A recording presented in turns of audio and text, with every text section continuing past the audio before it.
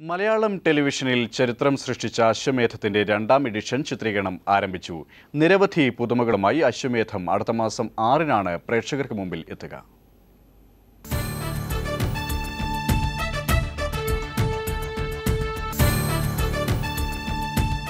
അറിവിന്റെ വാതായനങ്ങൾ പ്രേക്ഷകർക്കായി തുറന്നിട്ടാണ് കൈരളി ടിവിയിൽ വീണ്ടും അശ്വമേധം എത്തുന്നത്.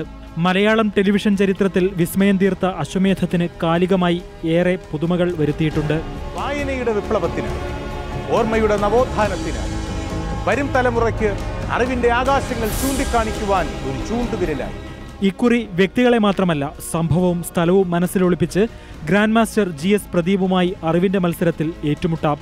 യാഗം, യജ്ഞം, രാജസൂയം എന്നീ റൗണ്ടുകളിലൂടെയാണ് അശ്വമേധം ക്രമപ്പെടുത്തിയിരിക്കുന്നത്. സംസ്ഥാനത്തിന്റെ വിവിധ ഭാഗങ്ങളിൽ നടത്തിയ ഓഡിഷനുകളിലൂടെയാണ് മത്സരാർത്ഥികളെ തെരഞ്ഞെടുത്തത്. ചോദിക്കാൻ അനുവാദമുണ്ട്. അതിനുശേഷം ഞാൻ ഉത്തരം പറഞ്ഞേക്കും. ജസീനെ സഹായിക്കാൻ അവരൊക്കെ. അടുത്ത മാസം 6 മുതലാണ് കൈരളി ടിവിയിൽ അശ്വമേധം ആരംഭിക്കുന്നത്. ഒരു ദശാബ്ദത്തിന് ശേഷം വീണ്ടും എത്തും നിങ്ങളുടെ കൈരളി TV. അറിവിന്റെ ജനകീയ വിപ്ലവം അശ്വമേധം.